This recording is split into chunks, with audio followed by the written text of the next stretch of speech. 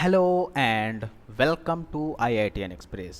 तो आज हमारे पास एक क्वेश्चन है। ये question N Awasthi mole concept level 1 का 10th क्वेश्चन है। ये क्वेश्चन क्या कह रहा है कि cisplatin an anti cancer drug has the molecular formula this, then what is the mass in gram of one molecule.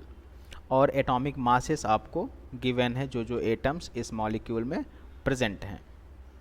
ठीक है, तो बेसिकली आपको क्या बताना है कि सिस्प्लेटिन जो मॉलिक्यूल है उसके एक मॉलिक्यूल का मास इन ग्राम वो क्या होगा।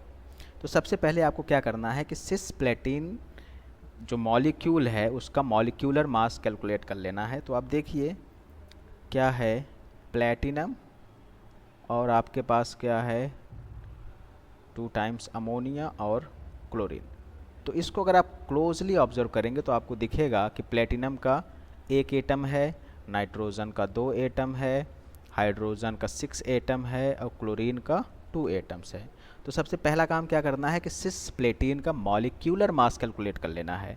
तो मॉलिक्यूलर मास क्या होता है, पहले आप ये ध्यान दे दीजिए कि मॉलिक्यूलर मास क्या होता है। It is sum of atomic masses of all atoms present in a molecule. Simple सा मतलब क्या है इसका कि एक मॉलिक्यूल में जितने भी एटम्स प्रेजेंट हैं उन सारे एटम्स के मास को अगर हम ऐड कर दें तो जो रिजल्ट आएगा वो मॉलिक्यूलर मास होगा।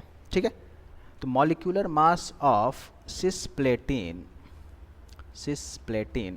Is equals to atomic mass of platinum that is 195 AMU, क्योंकि मॉलिक्यूलर मास का जो यूनिट होता है वो AMU होता है, एटॉमिक मास का जो यूनिट होता है वो AMU होता है। ठीक है, तो 195 plus 2 times atomic mass of nitrogen atom that is 14 AMU plus 6 times atomic mass of hydrogen that is 1 AMU and plus of 2 times atomic mass of chlorine that is 35.5 AMU। ठीक है, further अगर इसको हम simplify कर रहे हैं then we are going to get what 195 plus 28 plus 6 plus 70 AMU। ठीक है, फर्दर अगर इसको सिंप्लीफाई करें when we are going to add all these we are going to get 299 AMU। ठीक है, and for the ease of the calculation अगर हम बोलें कि इसको हम 300 ले लें, it is just for the ease of calculation. Okay, 300 AMU।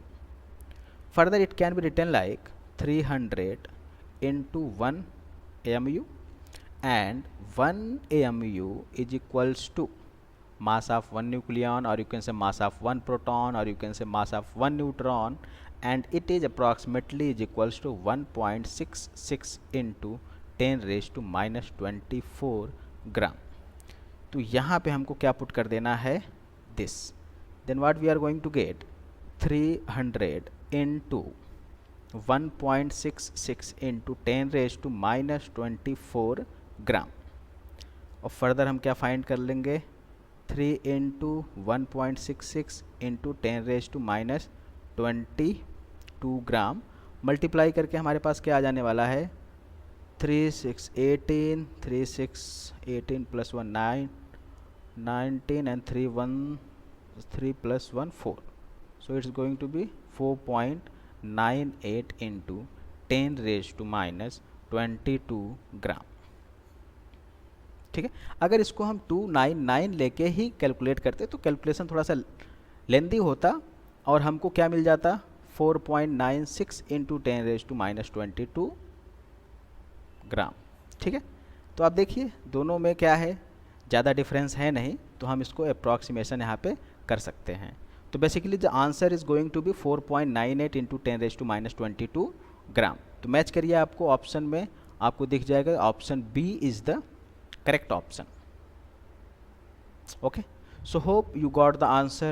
Thanks for watching and have a good day.